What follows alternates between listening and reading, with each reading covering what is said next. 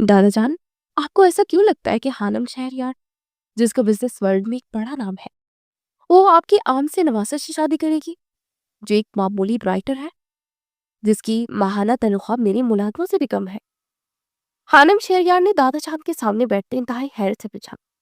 उसे यकीन नहीं आ रहा था कि उसके दादा जान उसके लिए बतौर लाइफ पार्टनर एक मामूली से राइटर का इंतखाब करेंगे। वो इसलिए कि मैं जानता हूँ इससे ज्यादा हानम शहरयार को कोई खुश नहीं रख सकता, और ना कोई हानम की आदत तो इतवार को समझ सकता। दादा जान ने कदरे नर्म लहजे में मुस्कुराकर उसे लाजवाब करना चाहा, क्योंकि हानम को बर्दाश्त करना दिल जिगरे का काम था। मजाक मत करे दादा जान, मैं चाहूं तो हर मर्द मेरे आगे पीछे घूमने लगे, लेकिन मैं ये नहीं चाहती।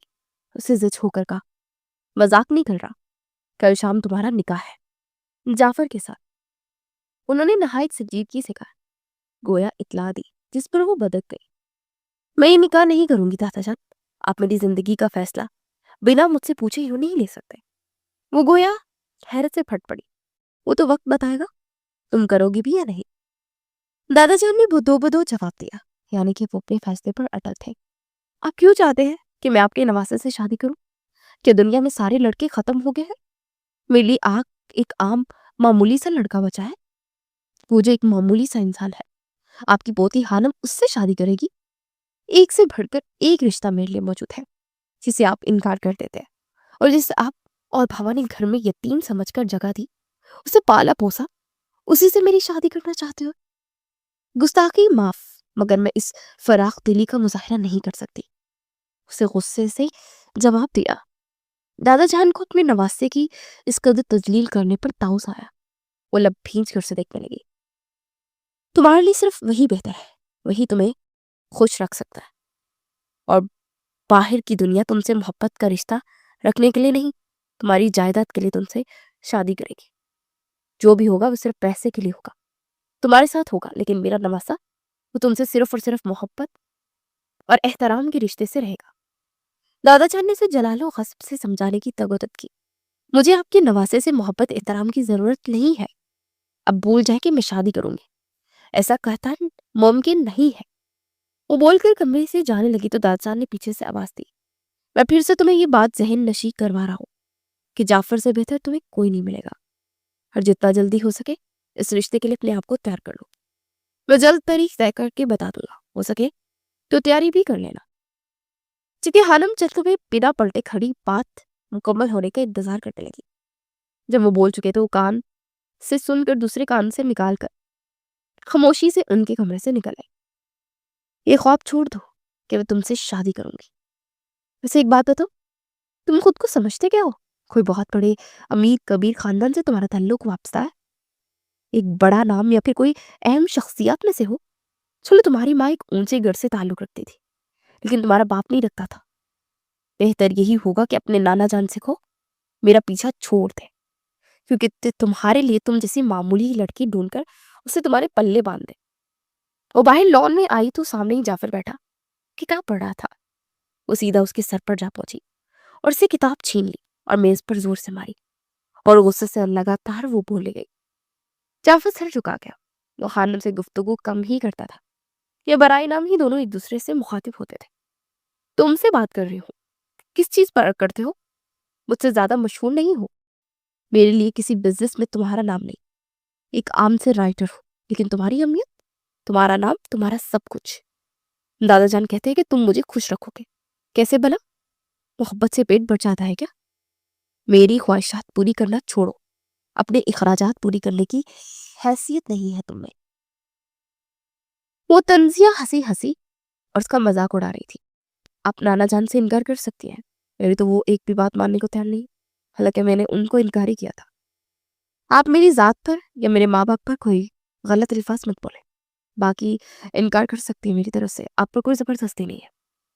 जाफर ने सर झुकाई मजबूत लहजे में कहा। उसने अभी तक एक भी निगाह उठाकर हानिम को नहीं देखा था, या शायद वो गुरेज कर रहा था। तुम होते कौन हो मुझ पर जबरदस्ती करने वाले? मत भूलो कि जिस घर में रह रहे हो वो मेरा है, मेरे बाप का है। फिर तुम क्यों मुझ पर जबरदस्ती करोगे? अगर मैं चाहूं तो मैं तुम पर जबरदस्ती कर सकती होगी, ना कि तुम मुझ पर। حاملہ نے بھی بے حد صفاقیت سے کہا، جانے کیوں وہ دادجان کے سخت رویے کا بدلہ جعفر سے لینے پر تلی تھی۔ اسے سر اٹھا کر حانم کو دیکھا، شانوں پر بکھرے بال، آنکھوں پر سن گلاسز لگائے کھیاوٹ آ رہی تھی، لیکن اسے کوئی حق نہیں تھا کہ مقابل کھڑی تجھ زبان کی مالک اپسرا کو اپنی بیوی بنانے کی جسارت کرتا یا اس کے عشق میں گرفتار ہوتا۔ آپ صحیح کہہ رہی ہیں، میں آپ پر کوئی حق نہیں رکھتا، اسی طرح آپ بھی مجھ پر کوئی حق نہیں رکھتی کہ میرے باپ آپ پر سوال اٹھائے۔ اب آپ جا سکتی ہیں، مجھے سکون سے کتاب پڑھنے دیں۔ غالباً آپ پہ کہیں جانے کی تیاری بھی دکھائی دے رہی تھی، تو آپ کو اپنی منزل کی جانب قدم بڑھانے چاہیے۔ اس نے ایک نگاہ ڈالے بغیر بکبو سنجیدگی سے کہا، اپنی کتاب میز پر سے اٹھا لے، تم اپنی حد میں رہو ورنہ مجھ سے برا کوئی نہیں ہوگا۔ خانم نے غم و غصے سے دبے لہجے میں انگلی اٹھا کر اسے وارن کرنا چاہا، جی ٹھیک ہے، میں اپنی حد میں ہی رہوں گا، برائے کرم آپ میری جان خلاصی کیجیے۔ اس نے سر ہلایا۔ خانم چند ثانیے بیچو تاپ کھاتی کھڑی رہی، پھر پاؤں پٹک کر وہاں سے چلی گئی۔ جعفر نے سر اٹھا کر سے ایک نگاہ وہاں سے جاتا ہوا دیکھا اور دوبارہ کتاب پر اپنی نگاہیں مرکوز کر لی۔ وہ دل ہی دل میں خانم کی تلخ کلامی پر دل برداشت ہو چکا تھا، لیکن اپنے اعصاب پر قابو پاتے ذہن بٹانے کو کتاب کے صفحے پر لکھی سطروں پر غور کرنے لگا۔ مجھے بھوک لگی ہوئی ہے، جلدی سے کھانا بناؤ، میں فریش ہو کر آتی ہوں۔ خانم شاپنگ کرنے گئی تھی، تھکی ماندہ گھر لوٹی تو بھوک سے نڈال تھی، باہر کچھ کھانے کا جی نہیں چاہ رہا تھا، تبھی گھر آ کر اسے ملازمہ سے کہا اور اوپر اپنے کمرے میں جانے لگی۔ لیکن پیچھے سے ملازمہ نے یکلخت کہا، بیوی جی میں تو جا رہی ہوں، میرے بیٹے کی طبیعت بہت زیادہ خراب ہے، وہ ہسپتال میں ہے، کھانا نہیں بنا سکوں گی، آپ کسی اور سے بنوا لیں۔ ملازمہ نے کہا تو مڑ کر اس کے پاس آئی، وہ اچھا چلو ٹھیک ہے، تم جاؤ، تمہارا اپنے بچے کے پاس ہونا ضروری ہے، اور یہ لو کچھ پیسے بھی لے لو اور صحیح علاج کروا لینا، اور اگر مزید ضرورت پڑے تو مجھے فون کر دینا، ورنہ میں اس سے کسی بہتر اسپتال میں ایڈمٹ بھی کروا دوں گی۔ خانم نے پرس سے پیسے نکال کر ملازمہ کو پکڑائے، اسے تسلی دیتے ہوئے اپنے کمرے میں چلی گئی۔ گھر میں سناٹا تھا۔ کافی دیر بیڈ پر نیم دراز رہنے کے بعد اٹھی، منہ ہاتھ دھو کر نیچے چلی آئے۔ اسے سوچا کہ خود ہی کچھ بنا لے، لیکن کچن میں جانے سے قبل ہی سامنے میز پر اس کے پسندیدہ سینڈوچ پلیٹ میں رکھے ہوئے تھے۔ وہ تعجب میں مبتلا ہوئی، لیکن سوچا کہ شاید ماما بنا کر باہر لان میں چلی گئی ہوں، کیونکہ نیچے آتے اسے لان سے آوازیں آ رہی تھی۔ اسے جلدی سے سینڈوچ کی پلیٹ اٹھائی اور ٹی وی کے آگے جا کر بیٹھ گئی۔ سینڈوچ سے لطف اندوز ہوتی وہ ٹی وی پر نگاہیں مرکوز کیے ہوئے تھی، جبھی ماما اور جعفر وہاں چلے آئے۔ خانم ماما کو دیکھ کر مسکرائی، ماما سینڈوچ تو بہت مزے کے بنا ہے، روز بنا دیا کریے نا۔ اسے ریموٹ تھامے ٹی وی کی آواز کم کرتے انہیں مخاطب کیا، کون سے سینڈوچ؟ انہوں نے حیرت سے پوچھا اور سامنے خالی پلیٹ پر نگاہ ڈالی۔ یہی جو آپ نے میرے لیے بنا کر ٹیبل پر رکھے ہوئے تھے۔ خانم نے حیرت و استجاب سے دیکھتے ہوئے جواب دیا، میں نے تو کوئی سینڈوچ نہیں بنایا، تم کیا بات کر رہی ہو؟ انہوں نے صاف چٹ انکار کیا۔ خانم آنکھیں واقعی انہیں دیکھنے لگی، تو پھر کس نے بنائے تھے؟ وہ ہڑبڑا کر سوچو کہ گھوڑے دوڑانے لگی، میرے خیال میں جعفر میں بنایا ہے۔ تب سے خاموش کھڑے جعفر کو دیکھ کر ماما نے کہا، تو خانم نے جھٹکے سے سر اٹھا کر بت بنے جعفر کی جانب دیکھا، تم نے بنایا ہے؟ خانم نے سوالیہ نگاہوں سے دیکھا تو اس نے سر ہاں میں ہلایا۔ تمہیں کس نے کہا تھا میرے لیے یہ سب کرنے کو؟ میں نے یا پھر ماما نے؟ خانم نے سنجیدگی سے پوچھا، دل ہی دل میں وہ تعریف کرنے پر خود کو ڈپٹ بھی رہی تھی کہ کیا ضرورت تھی اس قدر جلد بازی مچانے کی۔ اب اپنے آپ کو ملامت کرتی وہ جعفر پر بھڑک اٹھی تھی۔ آپ جب ملازمہ سے بات کر رہی تھی کہ آپ کو بھوک لگی ہوئی ہے تو اسے آپ نے بھیج دیا تھا، سوچا میں آپ کے لیے کچھ بنا لیتا ہوں کیونکہ مامی بھی مصروف تھی۔ جعفر نے رسان سے جواب دیا۔ کھانا بنانے کے معاملے میں اکثر جعفر کچھ نہ کچھ بناتا رہتا تھا، اس میں شک نہیں تھا کہ وہ ایک بہترین کوک بھی بن سکتا تھا، لیکن خانم نے کہا ہار ماننی تھی۔ آئندہ تم مجھ سے اس قسم کے احسانات نہیں کرنا، خانم نے سختی سے وارن کیا۔ میں چاہتا ہوں ممانی، آپ کا کام میں کروا دوں گا۔ جعفر نے خانم کی بات سنی اور ممانی سے کہہ کر تیزی سے باہر نکل گیا۔ ماما اس سارے منظر پر بس مسکرائی جا رہی تھی۔ جعفر کے جاتے اسے ماں کی مسکراہٹ سے چڑ ہونے لگی۔ آپ کی مسکراہٹ کی وجہ جان سکتی ہوں کیا میں؟ اسے ماما کو گھورتے ہوئے پوچھا۔ بالکل جان سکتی ہو۔ میرے مسکرانے کی وجہ یہ ہے کہ بنا شادی ہوئے وہ تمہاری اتنی کیئر کر رہا ہے، تو سوچو شادی کے بعد کتنی کرے گا۔ تمہارے دادا جان بالکل صحیح کہہ رہے ہیں، ہاں کر دو، جعفر تمہارے لیے واقعی ایک بہترین انتخاب ہے۔ ماما اس کے پاس بیٹھ کر اسے بازو کی گھیرے میں لیتے ہوئے سمجھانے لگے۔ ان کا انداز بچوں سا تھا۔ او پلیز ماما، آپ بھی اس بحث میں مجھے انوالو مت کریں، مجھے نہیں کرنی اس سے شادی۔ کم از کم میری جھوٹ کا تو انسان دیکھ لے۔ دادا جان کیا کم تھے کہ آپ بھی ان کی طرفداری کر رہی ہیں؟ خانم نے ماما سے الگ ہوتے سچ ہو کر کہا، تو کیا کروں؟ باہر سے کسی بھی لڑکے سے شادی کر کے خود کو تباہ کرو گی؟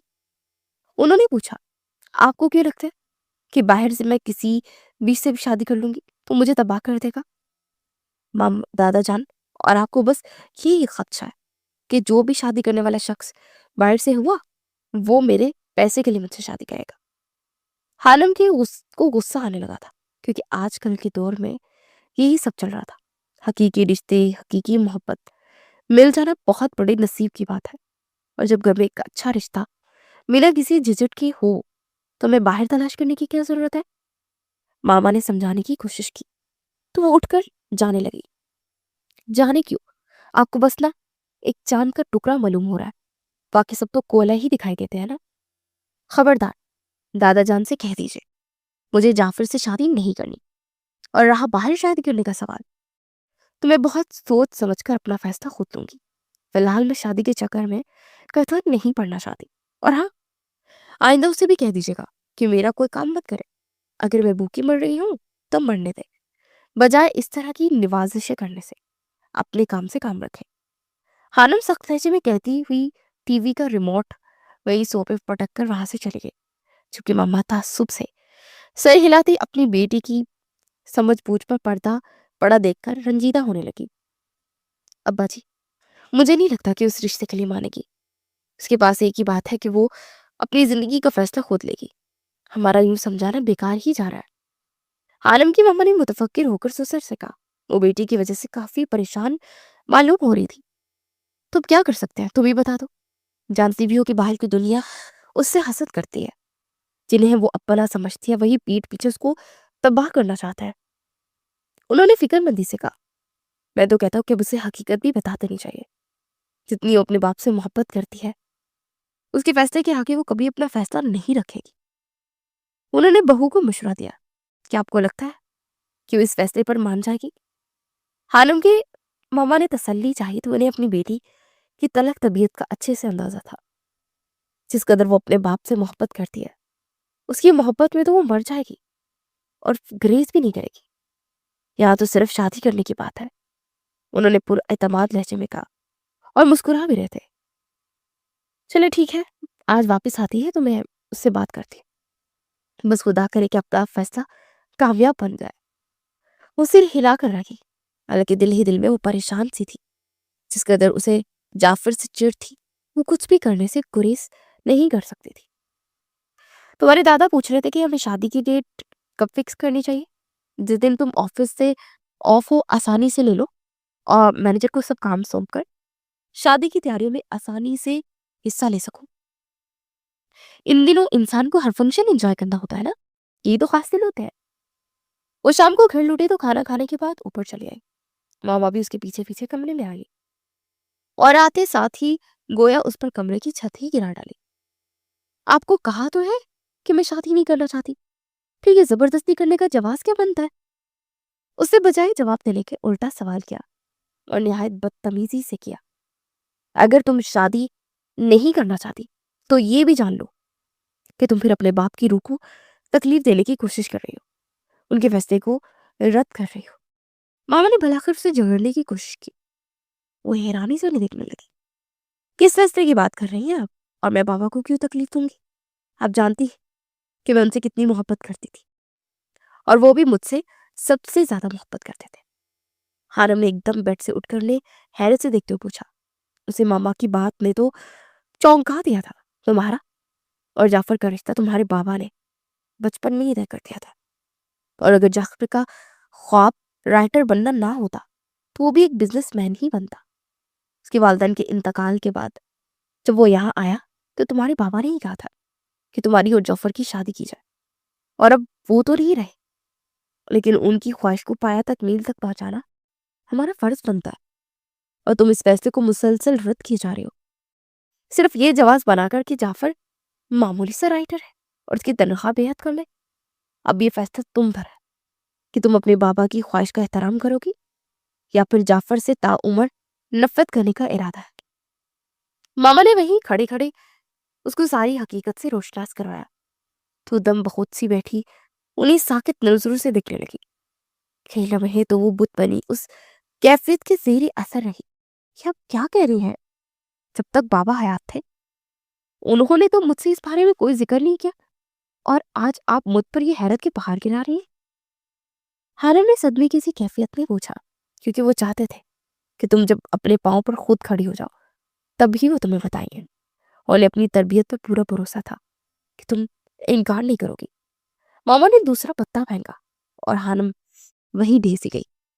بابا نے میرے ساتھ اچھا نہیں کیا، وہ کیسے کر سکتے ہیں؟ ان کا یہ فیصلہ تھا تو کم از کم آگاہ کرنا تو بنتا تھا نا۔ وہ بڑبڑائی، یک لخت اس کی آنکھوں سے آنسو روانہ ہو گئے۔ ماما نے اس کے پاس بیٹھ کر اسے گلے سے لگانے کی کوشش کی تو اس نے ہاتھ اٹھا کر انہیں وہیں روک دیا۔ اگر مجھے اذیت دی ہی ڈالی ہے تو مجھے اب کچھ دیر کے لیے اکیلا بھی چھوڑ دے، اور آپ یہاں سے جائیں پلیز، مجھے مطمئن لانے کی ضرورت ہے۔ اسے سختی سے کہا تو ماما سست روی سے کمرے سے باہر نکل گئی۔ وہ جانتی تھی کہ آگاہی کے بعد حانم کا رویہ یہی ہوگا، اسے اس پل تنہائی میں خود سے فیصلہ کرنے کی ضرورت تھی۔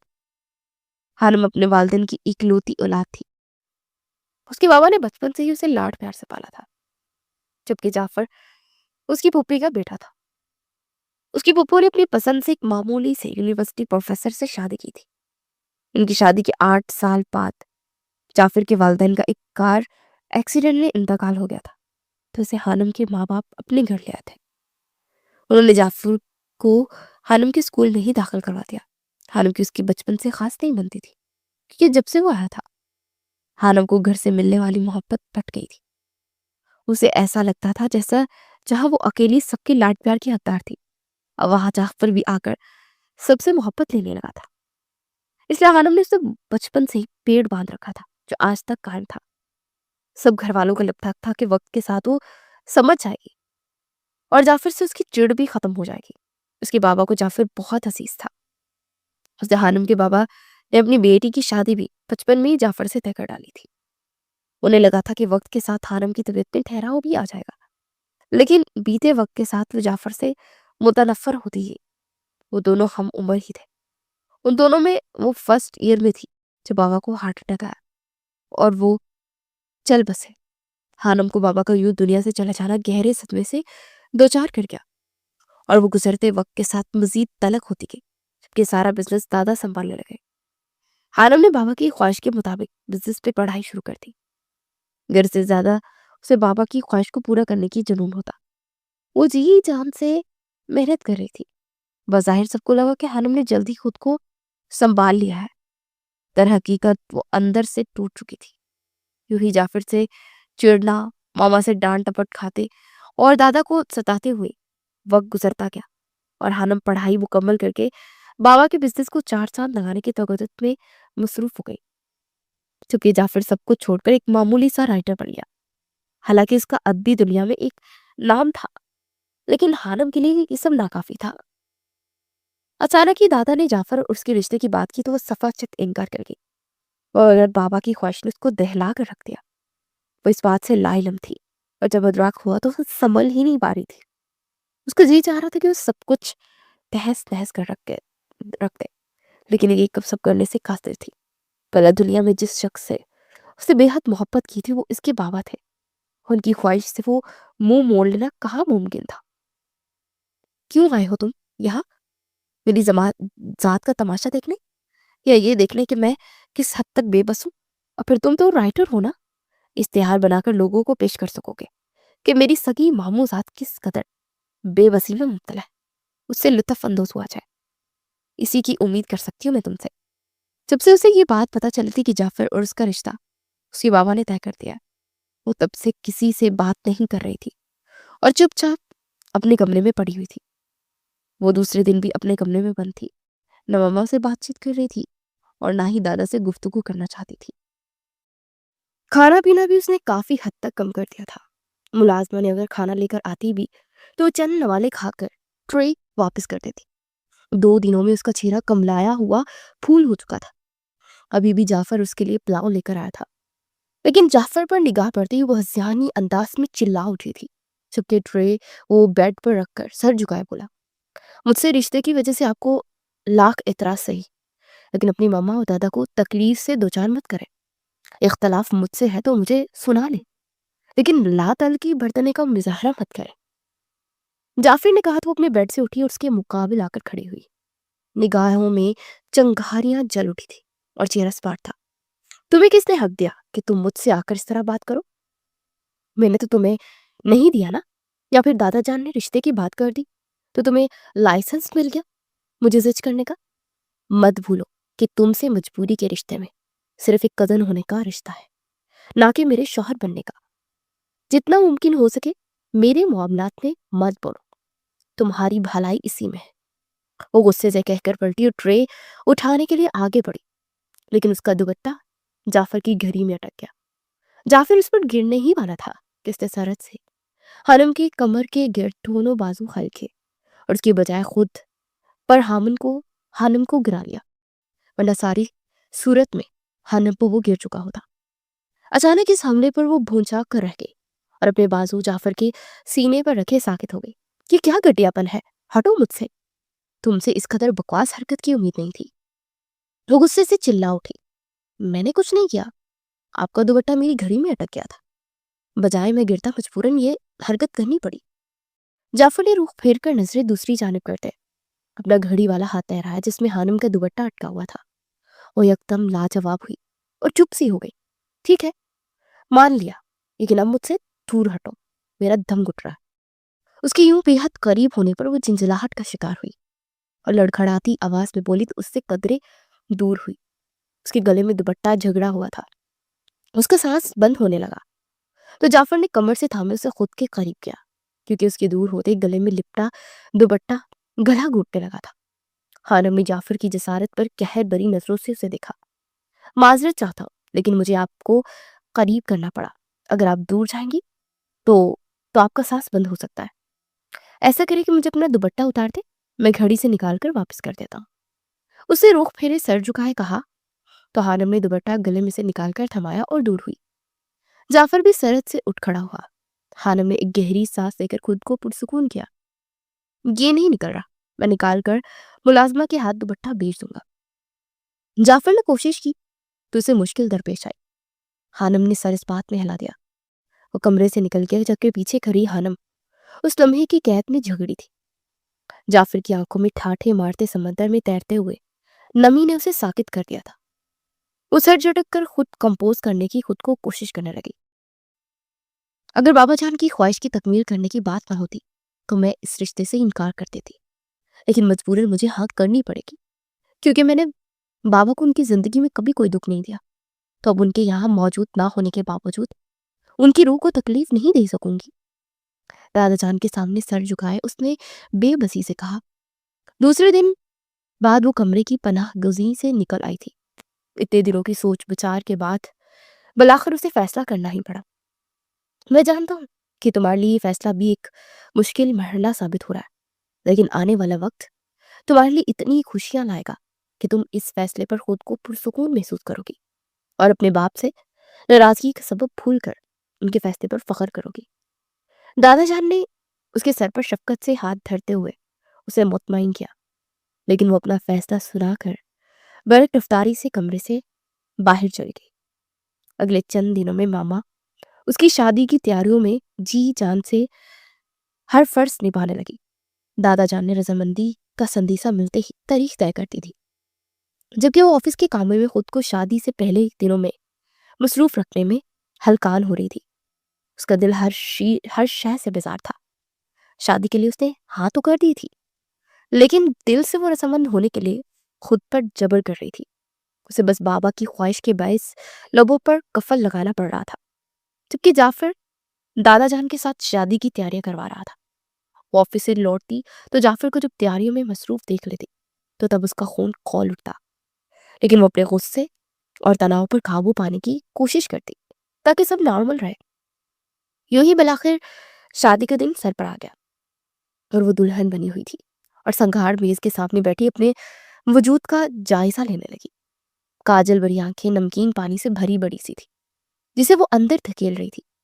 تم پہ تو بڑا روپا ہے ہنم، اور ذرا اپنا مہندی تو دیکھو، اس کا رنگ کس قدر چڑھا ہے کہ جیسے تمہارا شوہر تم سے بے حد محبت کرتا ہو۔ کیا یہ لو میرج ہے؟ ہانم کی دوست نے اس کا دوپٹہ سر پہ درست کر دے مہندی بڑا ہاتھ تھامتے ہوئے کہا۔ اس کے لہجے میں خوشی اور اشتیاق تھا۔ وہ ہلکا سا مسکرا دی۔ کیا میں سچ کہہ رہی ہوں؟ باقی لو میرج کر لو، تم تو بڑی چھپی رستم نکلی ہے۔ جس قدر تم سخت طبیعت کی معلوم ہوتی ہو، آج تم نے میرے سارے شک و شبہ کو مات دے ڈالی ہے۔ ہانم کو مسکراتے دیکھا تو اس کی دوست نے تائید چاہی۔ دل ہی دل میں ہانم کا جی بھر آیا، بھلا وہ جعفر سے محبت کہاں کرتی تھی، لیکن اس اداکاری پر بھی وہ اپنے آپ کو داب دے بنا نہیں رہ پائی۔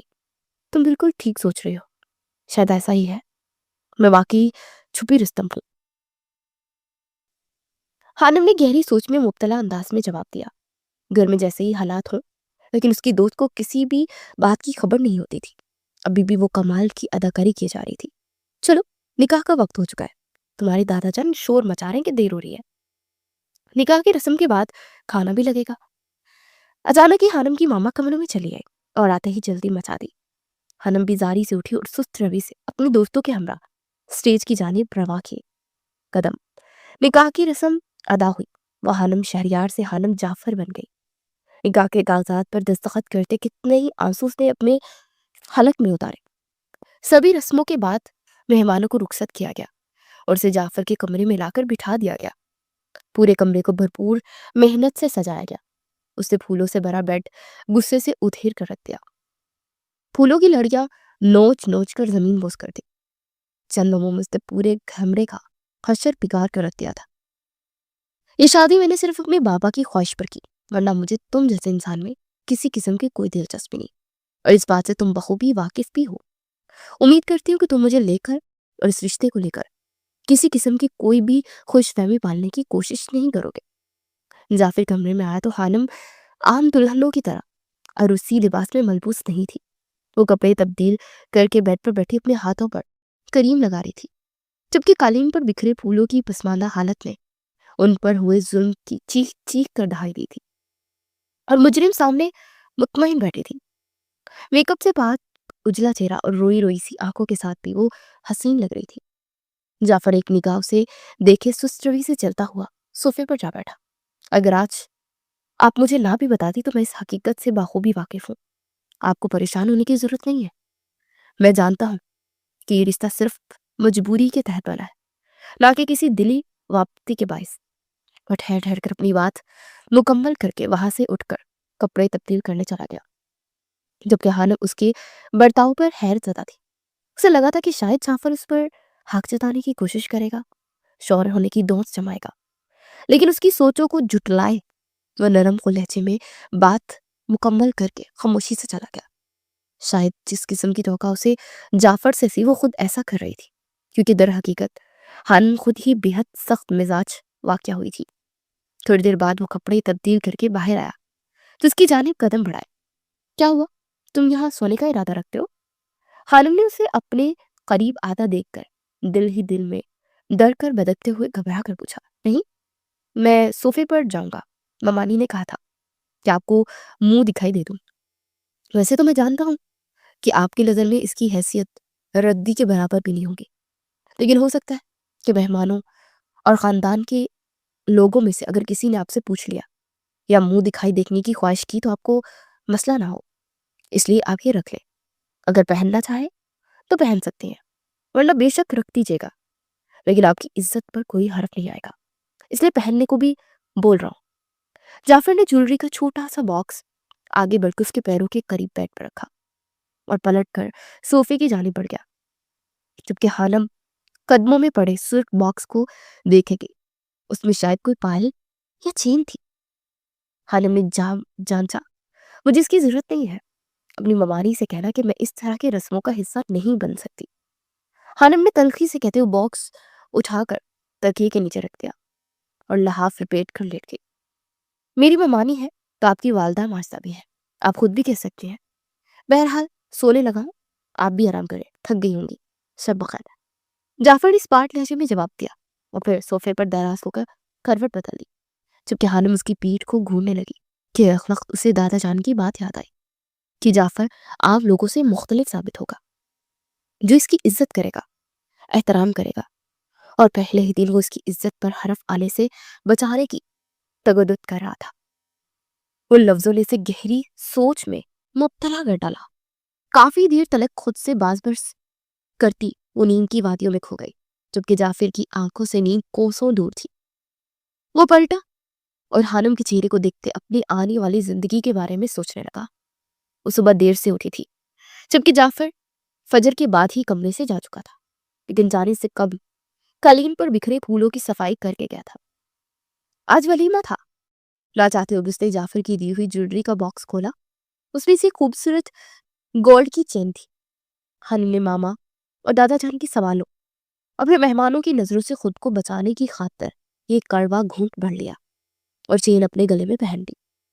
آج بھی وہ حسین لگ رہی تھی، بہت زیادہ پیاری لگ رہی ہو۔ اس قدر روپ تو میں نے آج تک کسی میں لڑکی کے چہرے پر نہیں دیکھا، خانم کی دوست نے کہا تو وہ بے دلی سے مسکرا دی۔ جعفر اس کے ساتھ بیٹھا ہوا تھا اور دونوں اس پر سٹیج پر بیٹھے ہوئے تھے۔ شاید سوگواری میں روپ میں زیادہ آتا ہے نا، بڑبڑائی۔ جعفر نے سن لیا، لیکن نانا جان کے بلانے پر وہاں سے اٹھ کھڑا ہوا۔ کیا کہہ رہی ہو؟ اس کی دوست نے ناسمجھی سے دیکھا۔ کچھ بھی نہیں، میرے خیال میں مجھے اب کمرے میں جانا چاہیے اور کپڑے بدلنے چاہیے۔ خانم نے اٹھنا چاہا تو اس کی دوست نے بازو پکڑ کے بٹھا لیا۔ پاگل ہو گئی ہو کیا؟ مانا کہ ولیمے کی تقریب ختم ہو چکی ہے، لیکن بیوی اپنے شوہر کے لیے یہ رنگ و روپ ہار سے گھار کرتی ہے، اسی کے لیے تو یہ سب کیا ہے نا، اور اب تم اس کو دکھانے کی بجائے کپڑے بدلنے جا رہی ہو۔ سمجھداری کا مظاہرہ کرو۔ خانم کی دوست نے کہا تو اسے یاد آیا کہ دوسرے دن کے دلہن ہے۔ لاچار دوست کے سامنے وہ وہیں بیٹھی رہی۔ کافی دیر تک دونوں باتیں کرتی رہی۔ مہمان بھی گھر کو روانہ ہوتے جا رہے تھے، اس کی دوست بھی چلی گئی۔ خانم نے پرسکون سانس لی اور اپنے کمرے میں چلی گئی۔ ابھی وہ اٹھ کر کپڑے بدلنے ہی والی تھی کہ جعفر چلا آیا۔ پہلے دن تو خانم اسے دلہن کا روپ نہیں دکھایا تھا، لیکن دوسرے دن کا رویہ اور روپ دیکھ کر وہ مبہوت سا رہ گیا۔ وہ دنگ کھڑا اسے دیکھتے پر محوف ہو گیا، جبکہ خانم اس کی نظروں کا ارتکاز اپنے وجود پر محسوس کرتے الجھن کا شکار ہوئی اور یکدم زچ ہو کر بولی، کیا آنکھیں پھاڑے جا رہے ہو؟ خانم کی آواز پر اس کا ارتکاز ٹوٹ گیا۔ وہ چونکا اور گھبرا کر فوراً سنبھلا، کچھ نہیں، شکریہ، آپ نے میری دی ہوئی چین پہن لی۔ جعفر نے سنبھل کر بات بدلنا چاہی، تمہارے لیے نہیں پہنی، لوگوں کے سوالات سے بچنے کے لیے پہن لی تھی، اور بس ابھی اتارنے ہی والی تھی کہ تم چلے آئے۔ خانم نے منہ بسوٹ کر کہتے ساتھ ہی اس کی دی ہوئی چین اپنے گلے سے اتارنے لگی۔ تیزی سے ہاتھ چلاتے چین اس کے لباس میں اٹک گئی اور رہی سہی کسر کھینچا تانی نے پوری کر دی۔ کیا مصیبت ہے! نکالنے کی تردد کرتے وہ تھک گئی تو غصے سے بڑبڑا۔ جعفر دیکھ کر اپنی مسکراہٹ دبا گیا۔ شاید یہ چین چاہتی ہے کہ آپ اسے اپنے گلے کی زینت بنا کر ہی رکھیں، اسے آپ کا یوں گلے سے اتارنا پسند نہیں آیا۔ نہ چاہتے ہوئے بھی جعفر کے منہ سے یہ الفاظ نکلے تو خانم نے اسے کھا جانے والی نظر سے گرا۔ اگر اجازت ہو تو میں آپ کی مدد کر دوں؟ جعفر نے آگے بڑھ کر مدد کی پیشکش کی تو انکار نہیں کر پائی، کسی جعفر کی دی ہوئی چین سے چھٹکارا پانا تھا۔ وہ خانم کے قریب چلایا۔ اس کے وجود سے اٹھتی خوشبو نے جعفر کی دھڑکنیں تیز کر دی، لیکن اس نے بر وقت اپنے اعصاب پر قابو پا لیا، جبکہ خانم نے اپنا بھاری دوپٹہ گلے سے اتار کر صوفے پر رکھا اور چین اتارنے کے لیے اس کے سامنے جا کھڑی ہوئی۔ جعفر نے نرمی سے چین نکالنے کی کوشش کی، جعفر کی انگلیوں کا لمس گردن پر محسوس کرتے خانم کا دل تیزی سے دھڑکا۔ چھلتی کرو، مجھے الجھن ہو رہی ہے۔ جعفر کو چین سے الجھتے دیکھ اس نے گھبرا کر کہا۔ در حقیقت اسے جعفر کی قربت کے باعث ٹھنڈے پسینے آنے لگے تھے۔ تھوڑا صبر سے کام لیں اور ہلنا بند کریں، وہ نرمی سے بولا، اور اگلی لمحے میں خانم کے گلے سے اس نے چین آزاد کر کے خانم کے ہاتھ میں تھما دی۔ بظاہر تو چین کو شاید پسند نہیں آیا کہ اسے اتارا جائے، اور شاید چین دینے والے کو بھی اچھا محسوس نہ ہوا، لیکن آپ کی خواہش کے آگے نہ تو اس کی چین میں کوئی حیثیت ہے اور نہ ہی چین دینے والے کی۔ لیکن خیر، اس چین کی خوش قسمتی ہے کہ آپ نے وقتی طور پر ہی صحیح مگر آپ نے اسے اپنے گھر میں زینت تو بنایا نا۔ وہ اپنی بات مکمل کر کے ڈریسنگ روم میں چلا گیا، جبکہ خانم وہی ساکت و جامد کھڑی جعفر کی بات پر غور کرنے لگی تھی، اور مطلب سمجھ آنے پر الجھ سی گئی۔ اس کا لہجہ، آنکھوں میں عجیب سی چمک نے خانم شہریار کو تعجب کی کشمکش میں مبتلا کر دیا تھا۔ وہ کمرے میں بیٹھی موبائل سکرول کر کے تھک گئی تھی اور بری طرح سے بور ہو رہی تھی۔ تبھی ملازمہ دستک دے کر اندر آئی اور ایک پیکٹ دیتے ہوئے بولی، یہ پارسل آیا ہے۔ خانم نے اسے پارسل لیا اور نام دکھا تو جعفر کے لیے آیا تھا۔ اسے پارسل کھولا تو اندر ایک کتاب تھی۔ خانم نے سسپینس سے کتاب کھولی تو سامنے رائٹر جعفر لکھا تھا۔ وہ کتاب کھول کر پڑھنے لگی۔ ہلکی بھلکی نوک جھوک کے ساتھ بچپن کے نکاح پر مبنی ایک بہترین کہانی تھی۔ اسے جو پڑھنا شروع کیا تو پڑھتی ہی رہی۔ ایک گھنٹہ مسلسل پڑھنے کے بعد وہ تھک گئی اور اس نے کتاب بند کر دی۔ پہلی بار اس نے جعفر کا لکھا ہوا کچھ پڑھا تھا اور اسے بہت اچھا لگا۔ وہ سوچ نہیں سکتی تھی کہ جعفر اتنا اچھا لکھ سکتا ہے۔ وہ کتاب سینے سے لگائے بھی سوچوں میں گم تھی۔ تبھی جعفر کمرے میں داخل ہوا اور کتاب اس کے ہاتھ میں دیکھ کر چونک پڑا۔ خانم نے کتاب اس کی طرف پڑھائی۔ تمہارا کوئی پارسل آیا ہے؟ اس نے کتاب جعفر کی طرف پڑھاتے ہوئے کہا، البتہ تعریف کرنے سے گریز کیا۔ وہ نہیں چاہتی تھی کہ وہ جعفر کی تعریف کرے اور وہ خواہ مخواہ اس سے فری ہو۔ جعفر نے اس سے کتاب لے لی اور چمکتی آنکھوں سے دیکھنے لگا۔ خانم نے اس کی آنکھوں میں خوشی دیکھی اور حیران رہ گئی۔ جعفر کے کپڑے نکال کر استری کر دو، ملازمہ مصروف ہے، وہ تمہارے دادا کے ساتھ ضروری کام سے جائے گا۔ وہ لاؤنج میں بیٹھی فون پر سکرولنگ کر رہی تھی جب ماما نے آ کر حکم صادر کیا۔ خانم نے سر اٹھا کر نے یوں دیکھا جیسے کوئی انہونی بات کہہ رہی ہو۔ ایسے کیوں دیکھ رہی ہو؟ بیوی ہو اس کی، تمہارا فرض ہے اس کا کام اپنے ہاتھوں سے کرو۔ ماما نے اس کی نظروں میں حیرت پا کر لتاڑا۔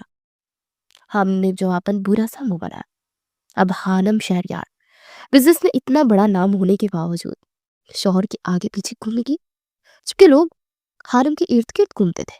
اس نے انکار بڑا اور رونیت سے کہا، یہ کام ہر بیوی کرتی ہے، خواہ کتنی امیر کبیر کی رہو، تم بھی عادت ڈالو۔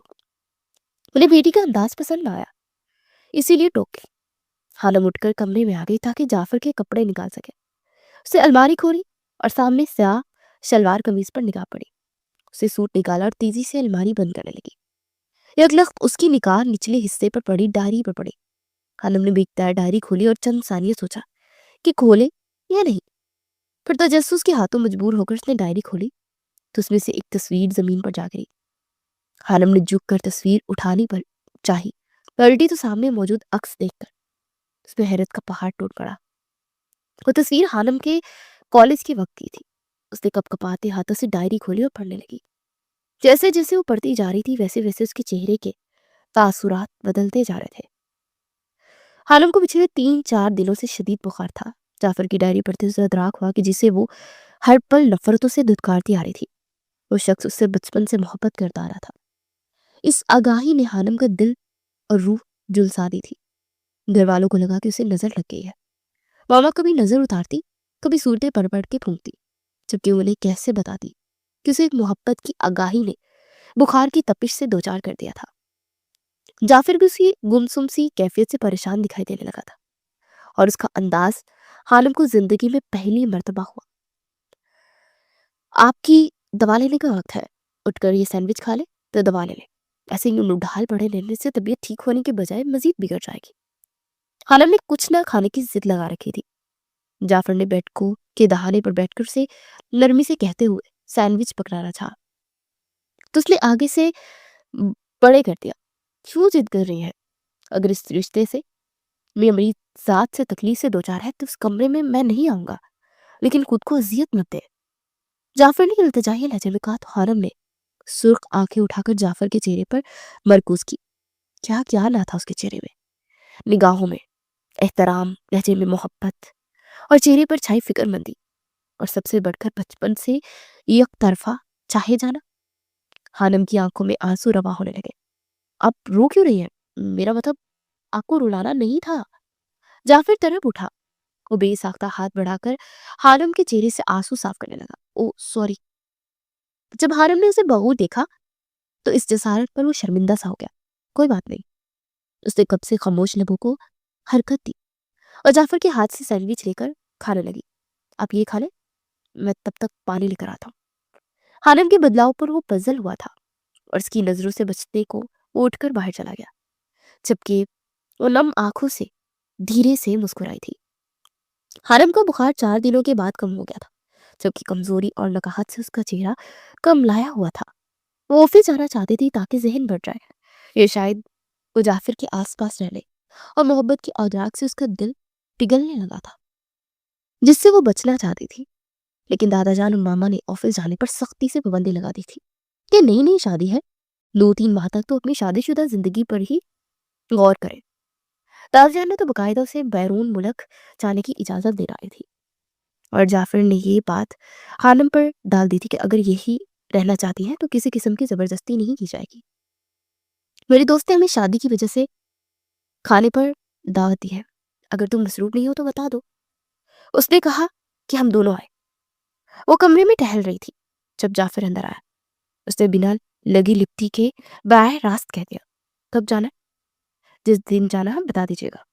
उसने बिना किसी सवाल जवाब के जाने की हामी भर ली। ठीक है, बता दूंगी। हानिम उसे देखे गई। वो जूते उतारकर सोफे पर नेमदराज हो गया और कनपटी मसने लगा। मजीद कुछ कहना है आपको?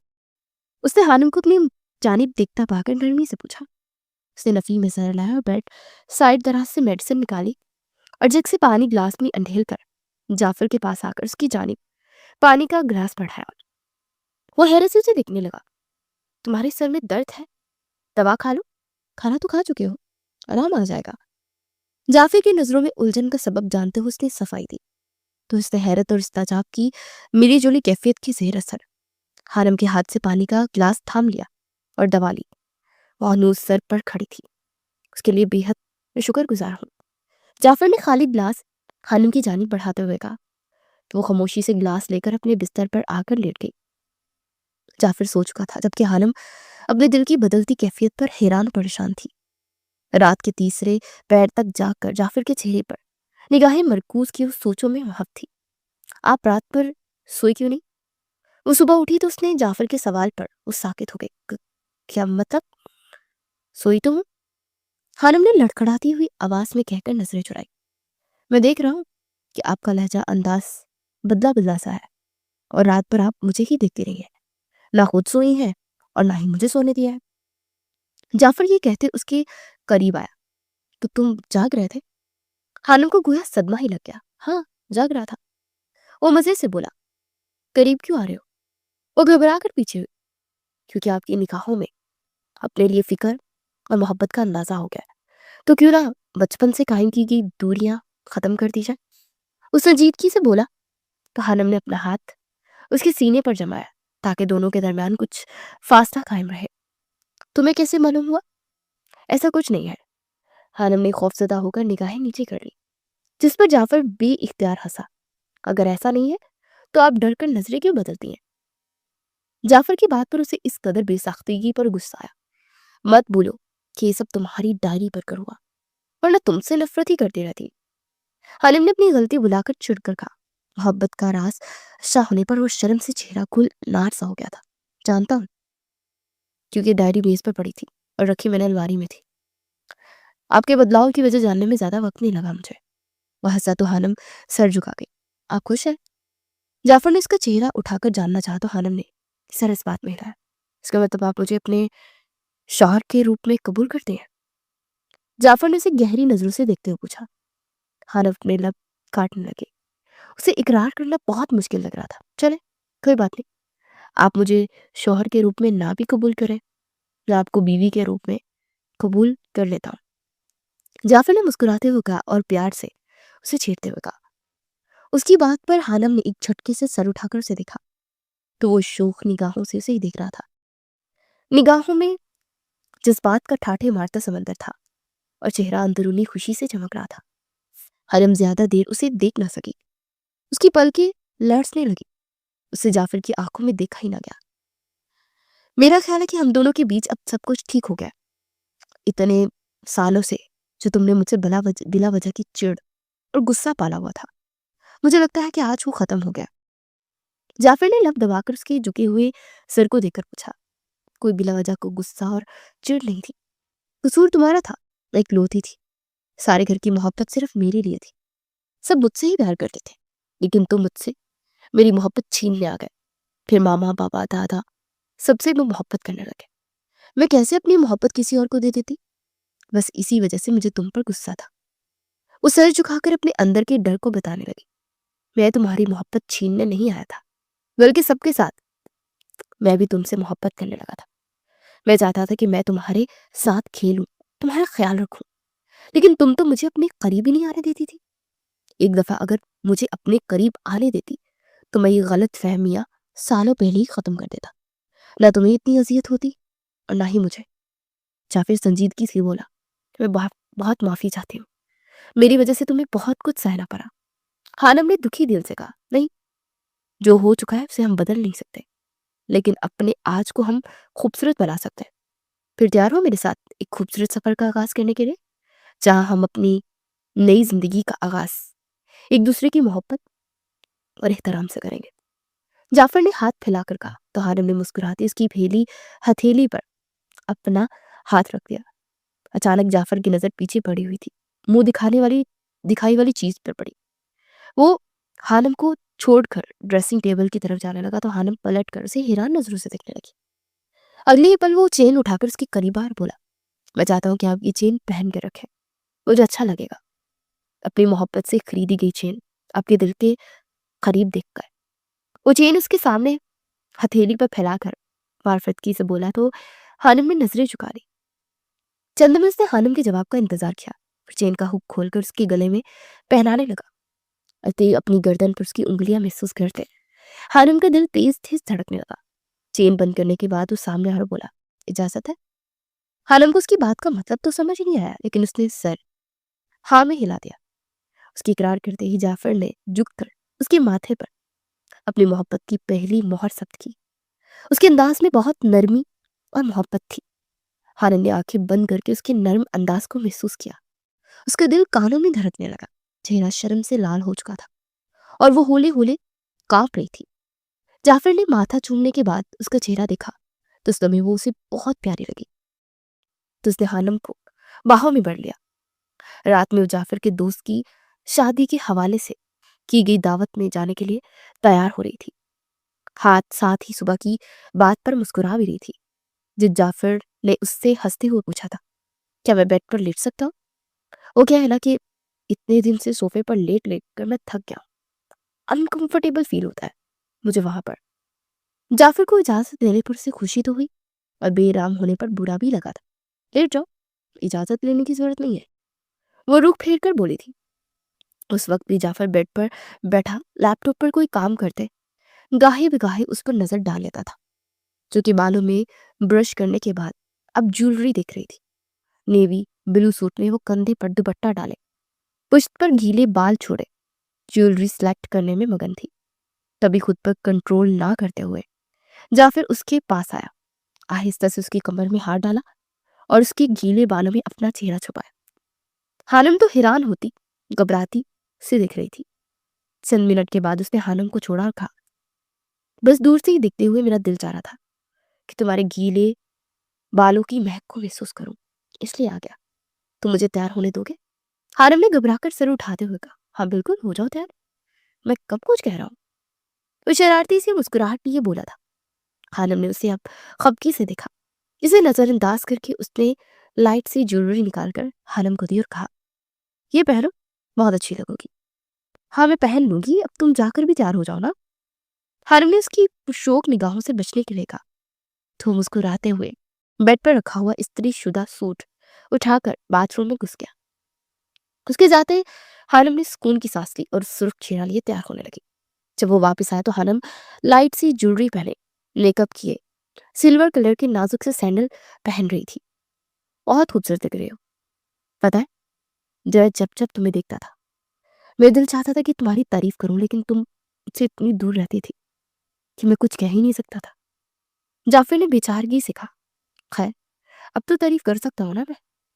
उसके सैंडल पहनने के बाद उसका हाथ पकड़कर वो अपने मुकाबिल खड़ा कर गया। फिर सर से पैर तक उसे गहरी नजरों से देखकर बोला, वैसे ही तुम खूबसूरत हो, लेकिन मुझे दुनिया की सबसे ज्यादा खूबसूरत लड़की लगती हो। उसे कहते हुए नरमी से उसके माथे पर अपना लम्स छोड़ा तो हानम का दिल जोर से धड़कने लगा। हानम ने धड़कते दिल के साथ उसे खुद से दूर किया और कहा, देर हो जाएगी, तैयार हो जाओ जाके। हाँ हाँ, जा रहा हूँ, बाकी की बातें वापसी में कर लूंगा, उमायनी ख़ैज़ अंदाज में बोला तो हानम शर्मा के रुक फिर गई। वो दोनों तैयार होकर नीचे उतरे। दोनों को साथ उतरते देख लाउंज में बैठे उसके मम्मा और दादा जान बेसख्ता बोल उठे, माशाल्लाह, लगता है दोनों में दोस्ती हो गई है। उसकी मामा खुशी से चमकते लहजे में बोली। उनकी बात पर हानम खफा हो गई, जबकि जाफर मुस्कुराने लगा। लगता है मेरी पोती मान गई कि इसके दादा ने सही कहा था, और मानते भी क्यों ना, आखिर कोई इससे बचपन से मोहब्बत करता था। उसके दादा करीब खड़े हानम को देखते हुए शरारत से बोले तो वो बुरी तरह चौंक कर उन्हें देखने लगी। चूंकि जाफिर ने नजरें चुराई। आपको पता था दादा जान? हानम ने हैरत से पूछा, तुम्हें क्या लगता है मैंने ये बाल धूप में सफेद किए? उन्होंने अपने सर पर हाथ मारते हुए कहा, आपके सर पर ये बाल है कहाँ? चिट्टल निदान है। हानम चिढ़ते हुए बोली थी, हाँ तो पहले तो थे ना, अब मेरी पोती की फजूल जिद की वजह से खत्म हो गए। वो भी दो बेदो बोले तो उनकी बात पर सब मुस्कुराते रहते। मामा ने आगे बढ़कर दोनों की बलाएं ली और बोली, हमेशा खुश रहो मेरे बच्चों। उनकी बात पर दोनों उनके गले लगकर मुस्कुराने लगे। हानम को लग रहा था कि बहुत वक्त के बाद इस घर में सही मानों में खुशी आई थी, जिसके लिए वो जाफर की शुक्रगुजार थी। उसे मुस्कुरा के जाफर की तरफ देखा और जाफर ने मुस्कुराते हुए उसका हाथ पकड़ कर कहा, तुम्हारा यूं देखती रहना सारी जिंदगी। जाफिर का यूं सबके सामने कहने पर वो शर्माते हुए बाहर भाग गए और पीछे सब हंस दिए।